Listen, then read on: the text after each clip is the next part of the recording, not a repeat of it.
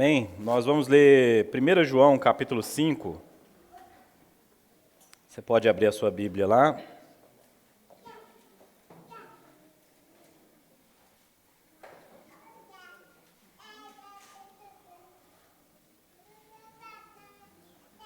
Nós estamos finalizando as nossas exposições na primeira carta de João. A gente ainda vai continuar estudando as cartas de João, mas esse domingo e o próximo nós vamos finalizar essa carta.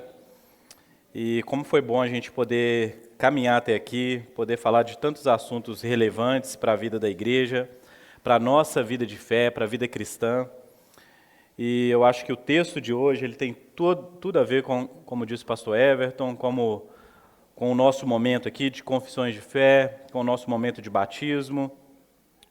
O texto de hoje, ele vai falar sobre a fé que vence o mundo e o tríplice testemunho sobre Cristo. Então, são assuntos bem importantes para a gente. Você que encontrou aí na sua Bíblia, 1 João capítulo 5, diga amém. Amém. Como é bom ver a nossa igreja cheia, né? Amém, irmãos. Então eu leio aqui 1 João capítulo 5, o versículo 1 diz assim: todo aquele que crê que Jesus é o Cristo é nascido de Deus. E quem ama aquele que o gerou, ama também o que dele é nascido. Nisto sabemos que amamos os filhos de Deus, quando amamos a Deus e praticamos os seus mandamentos. Porque este é o amor de Deus, que guardemos os seus mandamentos. E os seus mandamentos não são difíceis de guardar. Porque todo o que é nascido de Deus vence o mundo. E esta é a vitória que vence o mundo, a nossa fé. Quem é que vence o mundo, senão aquele que crê que Jesus é o Filho de Deus? Este é aquele que veio por meio de água e sangue, Jesus Cristo. Ele não veio somente com a água, mas com a água e com o sangue. E o Espírito é o que dá testemunho, porque o Espírito é a verdade. Pois há três que dão testemunho: o Espírito, a água e o sangue. E os três são unânimes num só propósito. Se aceitamos o testemunho dos homens, o testemunho de Deus é maior. E este é o testemunho de Deus, que ele dá a respeito do seu Filho. Aquele que crê no Filho de Deus tem nele esse testemunho. Aquele que não dá crédito a Deus faz de Deus o mentiroso, porque não crê no testemunho que Deus dá a respeito de seu Filho. E o testemunho é este: que Deus nos deu a vida eterna, e essa vida está no seu Filho. Quem tem um filho tem a vida, quem não tem o Filho de Deus não tem a vida. Essa é a palavra de Deus. Convido os irmãos a orarem mais uma vez. Pai, nós pedimos da Tua graça para compreender, ilumina o nosso entendimento, faz com que o nosso coração ele seja tomado por temor e reverência à Sua palavra, para que nós possamos ter confiança e alegria na Tua palavra. Nós, aqueles que cremos no início, aqueles que estão perseverando em caminhar com Cristo Jesus, que a vida de Deus se manifeste nas nossas vidas, na nossa comunidade, nas nossas palavras, nas nossas ações, que possamos responder à fé com obediência, a graça de Deus com vidas prontas. É isso que nós te pedimos nesse momento, em nome de Jesus. Amém. Que domingo feliz, domingo de receber novos irmãos na nossa comunidade, mas um domingo também de poder celebrar, né, o novo nascimento, né? A Yasmin já caminha com a gente já tem um tempo já, né? A gente não tem dúvida de que ela nasceu de novo, não foi hoje, já tem um tempo que Jesus habita no coração dela, mas hoje fica evidente para todos nós aquilo que Deus já começou, a boa obra. E isso tem tudo a ver com essa fé que vence o mundo, que João está descrevendo aqui. A fé que vence a incredulidade, a fé que vence os falsos mestres, a fé que vence as tendências mundanas. A fé que vence o mundo é a fé que está bem estabelecida em Jesus Cristo. E se somos verdadeiramente nascidos de Deus, amamos também não somente a Deus, mas também somos convocados a amar os nossos irmãos. Temos falado disso repetidas vezes aqui nos nossos domingos, né? Olha só o que João vai dizer, vamos acompanhar versículo a versículo. Versículo 1, todo aquele que crê que Jesus é o Cristo é nascido de Deus, ou seja, Jesus é o Senhor. Eu já falei disso em outras ocasiões, que a palavra Cristo deveria fazer a gente lembrar sobre o significado da palavra Senhor, a palavra Kyrios, né? Assim como o César era o imperador de todo o domínio romano, assim como ele tinha autoridade sobre toda, não só uma nação, mas várias nações, sobre toda uma quantidade de gente e povos, assim Jesus também é governante sobre uma infinidade de pessoas, de povos e nações. Todos os territórios desse planeta, se não todos, algumas partes isoladas, todos eles já ouviram nesse exato momento a proclamação do Evangelho, apesar de, por exemplo, ainda no nosso país, termos povos que ainda não ouviram. Mas se você pegasse no geral, a palavra de Deus está sendo pregada em todo o mundo. E que palavra é essa? De que Jesus é o Cristo, de que Ele é o Senhor, de que Ele é aquele que tem autoridade, é o bom governante, é aquele que estabelece o seu bom governo sobre nós.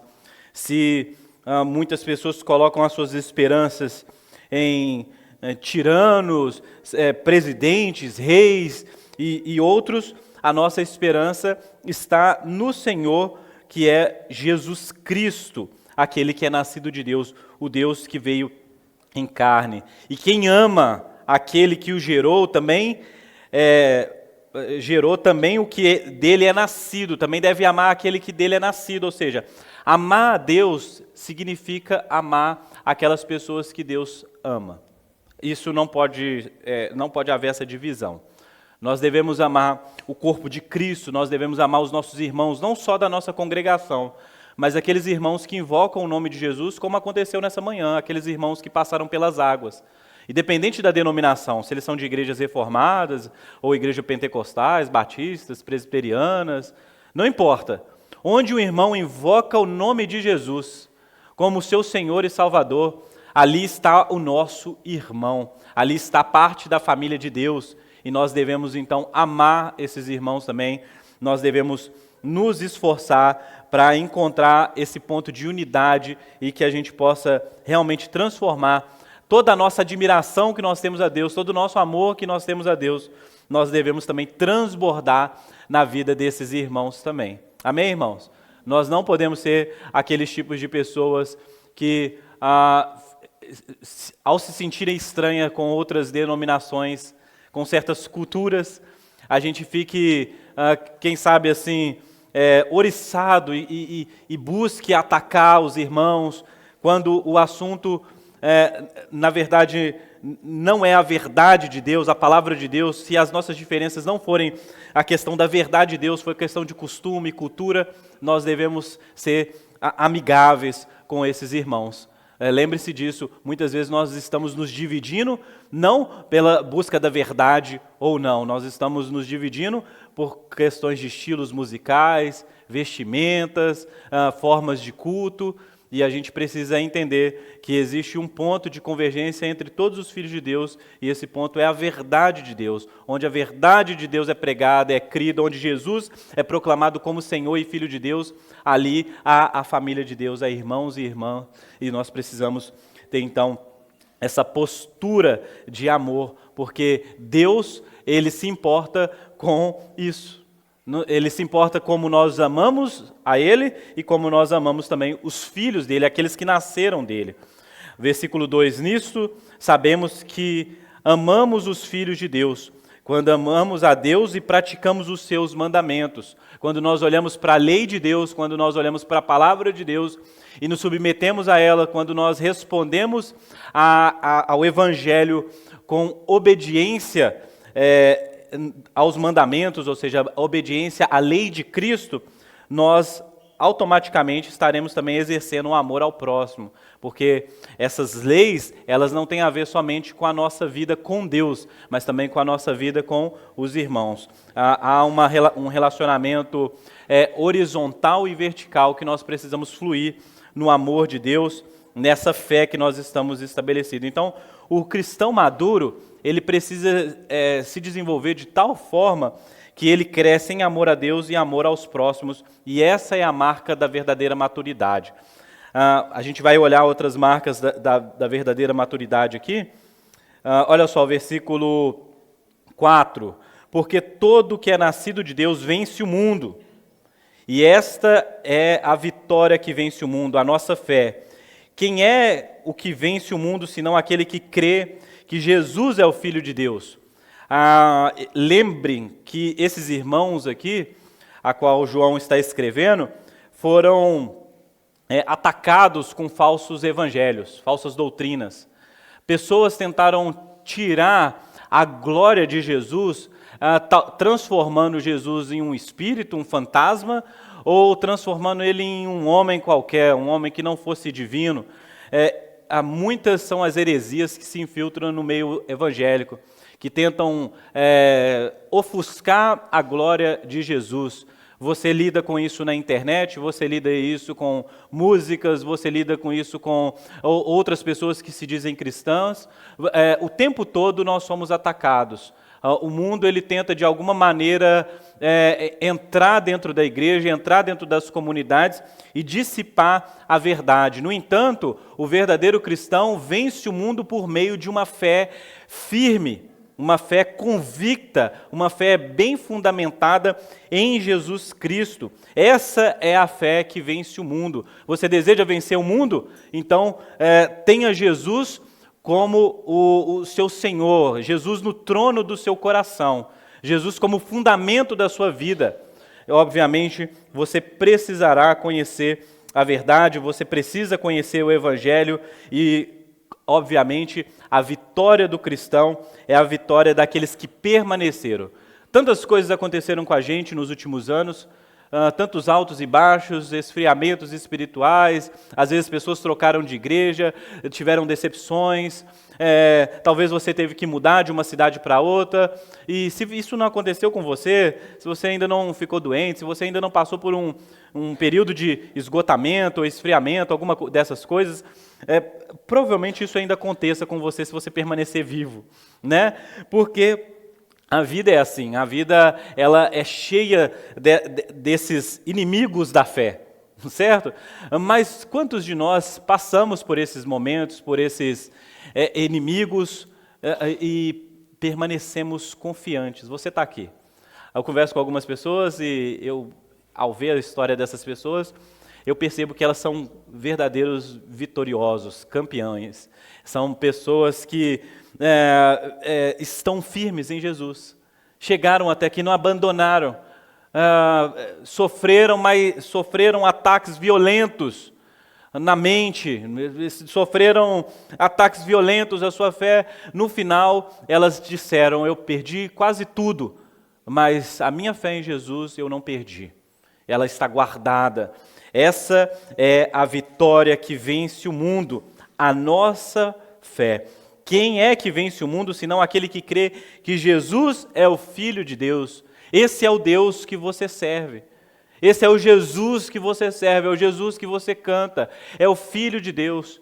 É o Deus que é Criador dos céus e da terra, mas é também o Deus que se fez carne, é o Deus que faz todo o movimento para te ter por perto, fazer parte da família dele. Perceba bem, esse é o Deus que nós adoramos, é o Deus que nós amamos, é um Deus relacional, é um Deus pessoal. Essa é a nossa fé de que nós não estamos sozinhos.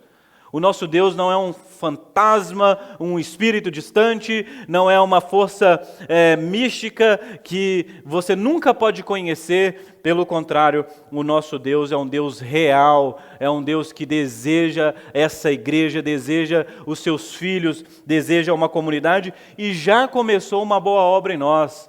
Quando nós nascemos de novo, quando nós fomos despertados para esse amor, nós já experimentamos já o poder desse mesmo Jesus.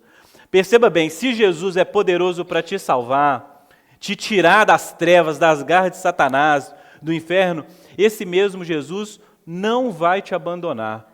Esse mesmo Jesus vai permanecer fiel às promessas que Ele mesmo fez. Ele te colocou dentro de uma aliança, Jesus permanece fiel. Irá guardar cada um de nós. Irá reafirmar o seu amor, nos guiar à verdade. Nós não cairemos nas conversas dos falsos mestres, profetas. Nós continuaremos fiéis. Nós estamos guardados, meus irmãos. Jesus trabalha todos os dias para que nós possamos estar nesse lugar seguro. Versículo 6 chama a atenção para quem é esse Jesus. E o versículo 6 diz assim: este é aquele que veio por meio de água e sangue, Jesus Cristo. Ele não veio somente com a água, mas com a água e com o sangue. E o Espírito é o que dá o testemunho, porque o Espírito é a verdade, pois há três que dão testemunho: o Espírito, a água e o sangue. E os três são unânimes em um só propósito. Para alguns, a água e o sangue são claramente referências aqui ao batismo de Jesus e também à morte de Jesus. Se no batismo de Jesus, lembra, assim num dia como este, onde uma pessoa como a Yasmin estava sendo batizada, Jesus foi batizado também. João Batista estava ali batizando algumas pessoas, Jesus chega para ser batizado, mas de uma maneira muito misteriosa e surpreendente, todos que estavam ali escutam um testemunho que vem dos céus. Deus, o Pai, declarando publicamente que Jesus era o seu Filho. Este é o meu Filho amado, em quem eu tenho prazer, em quem me comprazo. Esse é o meu Filho. Ele foi visto na forma de uma pomba, o Espírito Santo. Nós temos o testemunho do Pai e nós temos o próprio Jesus ali. Nós temos ali um testemunho que todas as pessoas ali escutam. E isso já deveria ser suficiente para nos levar a uma fé confiante e firme em Jesus. Mas se não fosse isso suficiente, na cruz também há um testemunho também do amor de Deus por nós. O sangue que verteu naquela cruz é a maior declaração do amor de Deus por você, por nós. Ali há um testemunho de que Jesus verdadeiramente é o Filho de Deus, é o verdadeiro sacrifício a quem Deus o Pai se agrada, como diz as Escrituras muitas vezes. Não, Deus não se agrada de holocaustos, de sacrifícios de animais. O sacrifício que Deus se agrada precisa ser um sacrifício perfeito. E perfeito mesmo nesse mundo, homem perfeito, somente Jesus, o Filho de Deus. Nós temos dois grandes testemunhos aí, a água e o sangue, os dois eventos como declarações. Jesus iniciando o seu ministério público, lembra disso? Quando Jesus é batizado, ele inicia o seu ministério público. É o Deus andando com a gente, é o Deus conosco, realizando milagres, pregando, ensinando, libertando pessoas do domínio de Satanás. Que maravilha é ter Deus conosco. Nós experimentamos isso em algum grau quando Jesus estava presente nesse mundo fisicamente. Mas na cruz, nós temos certeza de que aquelas curas, aquelas palavras, aqueles ensinamentos, aquelas ações de graças de Deus não são limitadas a um tempo, mas elas são perpetuadas pelo sacrifício de Jesus. Que coisa extraordinária! Toda pessoa que crê nesse sacrifício, que crê na expiação dos pecados, como o próprio João já falou aqui, que o sangue de Jesus é poderoso para expiar os nossos pecados, é por isso que nós podemos ter certeza do perdão de pecados. Por isso que nenhuma pessoa, ao crer em Jesus, deve viver com a mente acusada. Como diz Romanos capítulo 8, versículo 1, não há mais condenação para aqueles que estão em Cristo Jesus. Os filhos de Deus, aqueles que vencem o mundo, eles sabem que a vitória que eles têm é uma vitória baseada não na própria justiça deles, mas na justiça de Deus que é revelada no Evangelho, no sacrifício de Jesus. E é por isso que eles podem ter não só uma mentalidade vitoriosa, mas eles podem ter uma vida vitoriosa. E essa vida vitoriosa que eu estou falando aqui, não tem nada a ver com aquelas histórias que a gente escutou da teologia da prosperidade. Que você nunca vai adoecer, que sempre você vai ter a melhor casa, o melhor carro, que sempre você vai andar só em vitória e vitória, vitória e vitória. Não era isso que diziam? A vida vitoriosa não é a vida que tudo dá certo, mas é a vida que, apesar de as coisas poderem dar errado, nós estamos firmes em Jesus. Se você continuar lendo Romanos capítulo 8, você vai ver as declarações do apóstolo Paulo, que dizem que nada pode nos separar do amor de Deus, daqueles que estão em Cristo Jesus. Nem a morte, nem a vida, nem anjos, nem potestades, nem principados, nem doenças, nem perseguições, nada pode nos separar do amor de Deus. Essa é a vitória que vence o mundo, é a vida do crente, é a vida de fé. Vencer o mundo é, apesar de todas essas coisas, permanecer. É quando você é assolado, quando se apresentam falsos mestres, falsas doutrinas, você permanece lá, com um bom, como eu digo, o bom e velho evangelho, o arroz com feijão que todo cristão precisa, arroz, feijão, carne e batata, é disso que você precisa. Quando eles vêm com essas coisas aí, você fala, eu já sei aquilo que é bom, é a comida da nossa mãe, é a comida da nossa avó, a gente sabe o que é bom e a gente não vai aceitar qualquer outra coisa. Amém? São três que dão o testemunho. O Espírito é que nos guia a essa verdade. Eu falei da água e do sangue, mas é bom lembrar que o Espírito Santo, como disse o próprio Senhor Jesus em João, versículo 19, versículo 34, como diz em João, que o Espírito nos guiaria a toda a verdade, de que o Espírito é essa pessoa da Trindade que nesse exato momento habita dentro dos filhos de Deus e que desperta a nossa mente, a nossa consciência, para que a gente tome como verdade a própria palavra de Deus, que também é a ação do Espírito. Você quer ver o Espírito agindo? Você quer ver o Espírito operando na sua vida? Leia a palavra de Deus com mais atenção, cuidado, com paciência, e você verá o Espírito Santo confirmando a verdade das Escrituras no seu coração, fortalecendo a sua fé. Algumas pessoas acham que o Espírito Santo é um poder que só serve para derrubar pessoas ou sei lá, ou causar um arrepio na gente. Mas o Espírito Santo, ele atua nas nossas vidas, nos guiando à verdade de quem Jesus é e aquilo que ele faz.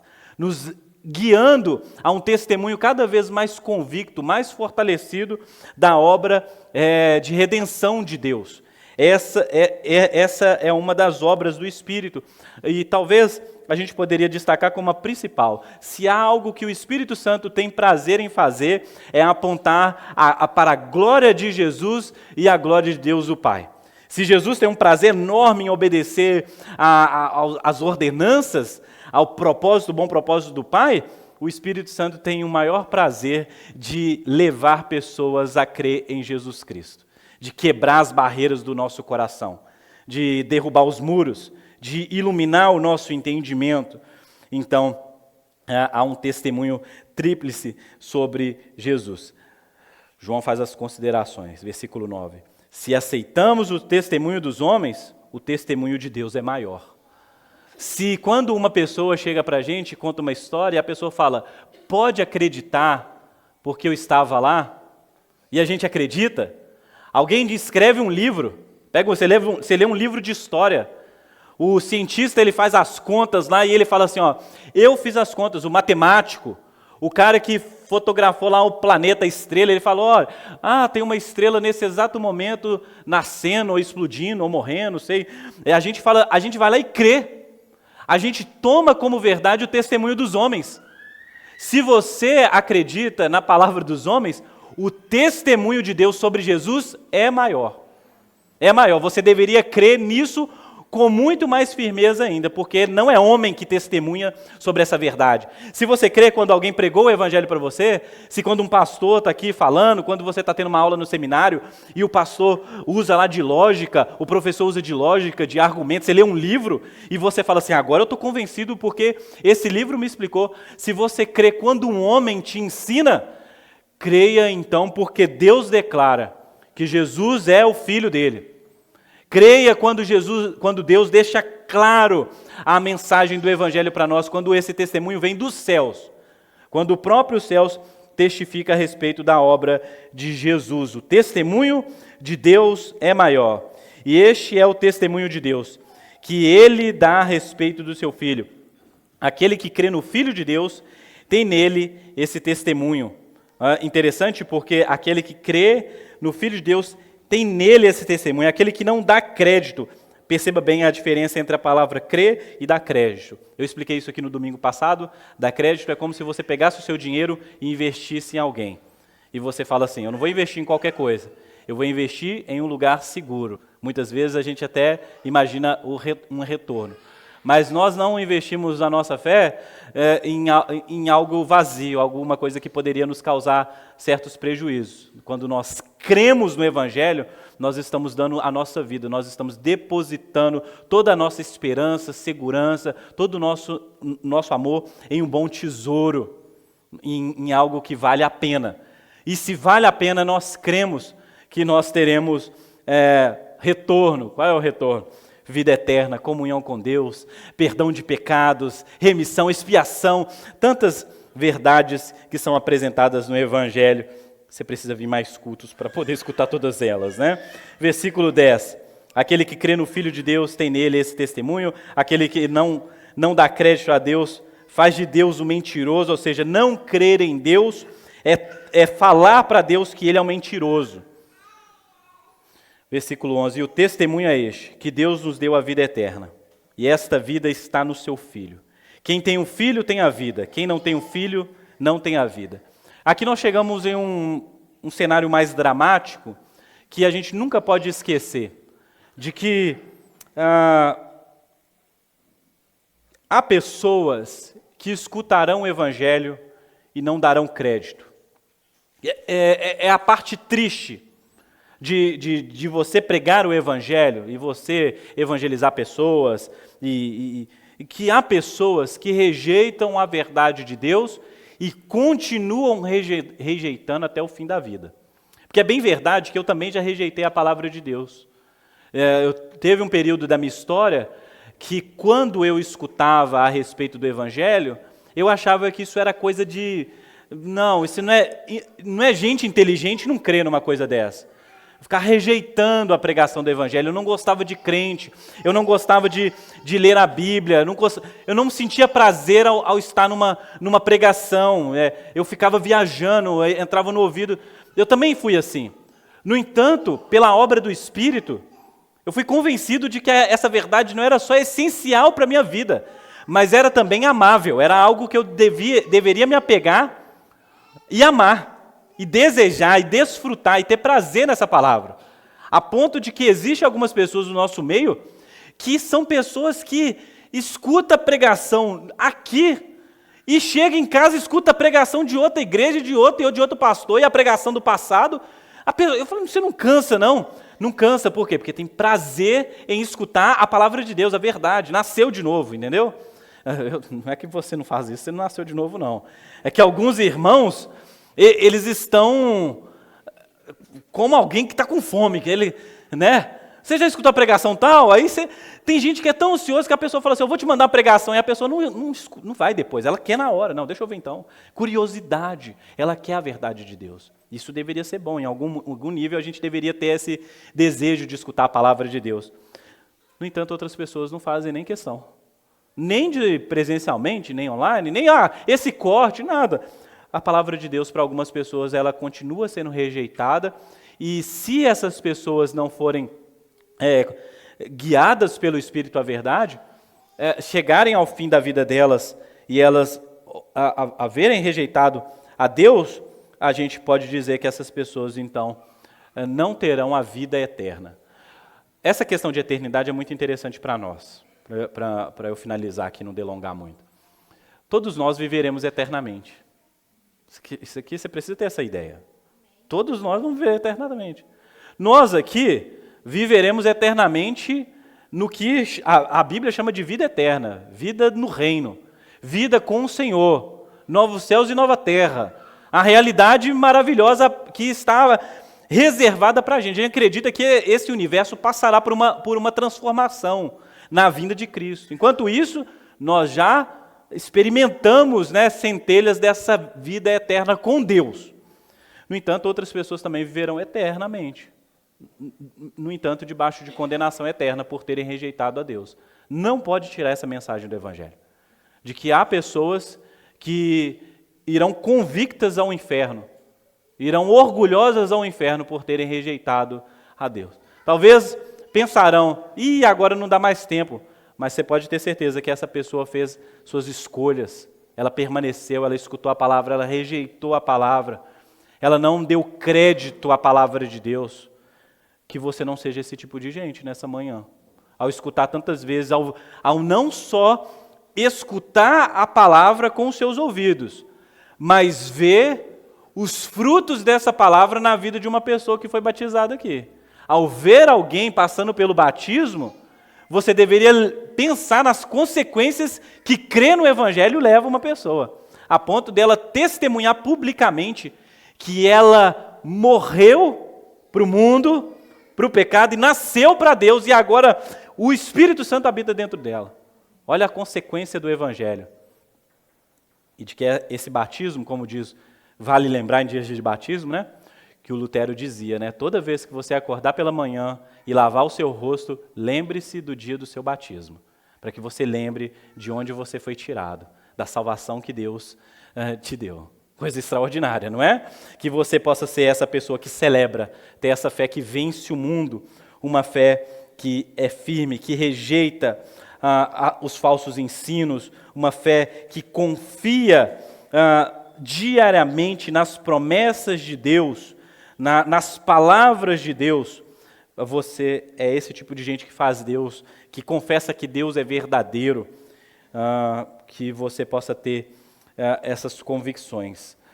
Lembre-se, gente, essa igreja é uma igreja no final do século I, que se não estava começando um início de perseguição, já era atormentada por falsos ensinos. Desde o início da igreja, e isso parece que não muda, né? A gente fica conversando sobre essas coisas. A Carla ontem estava lendo a Declaração de Cambridge, né? De 1996, né? E a Declaração de Cambridge lá, falando sobre os 5 solas, já faz as advertências sobre os falsos profetas e mestres que estavam se infiltrando na igreja. E a gente conversou lá em casa falando, mas já tem mais de 20 anos, 25 anos aí, até mais, né? Quase 30 anos, e os caras já estavam enfrentando problemas que a gente enfrenta hoje na igreja. Mas não é uma coisa de hoje, é desde o início. Desde antes a gente teve a formação do Novo Testamento aqui completa, você já tinha a igreja sendo atacada por falsas doutrinas. Porque, pense bem, Satanás ele não quer, tipo assim, te colocar você numa cama. Você pensa, não, Satanás vai me dar uma doença. Talvez uma doença te levaria a você orar igual um doido, assim, buscar a Deus, sabe, de tirar seu emprego e tal. A gente às vezes pensa em Satanás agindo na vida, né, da gente, tipo assim, fazendo coisas ruins, né? Normalmente coisas ruins levam a gente para Deus. Você já parou para pensar nisso? Você fica doente, eu fiquei com febre lá, eu falei com vocês essa história, eu fiquei orando a Deus igual se eu tivesse recém-convertido. Eu não quero ficar com febre, eu estou com o corpo doendo, né? Satanás normalmente trabalha com mentiras, né? Tornando a nossa consciência mais confortável, fazendo a gente relativizar a verdade de Deus, diminuir a glória de Deus, né? Muitas vezes trabalhando trazendo soberba para o nosso coração, independência de Deus. E essas coisas vão agir no nosso coração de maneira que você não está sentindo, não tem um bicho aqui com tridente, não, mas você já está sendo levado. Então, traga a sua fé para Cristo. Seja uma pessoa que tenha a sua vida fortalecida no Evangelho. Amém?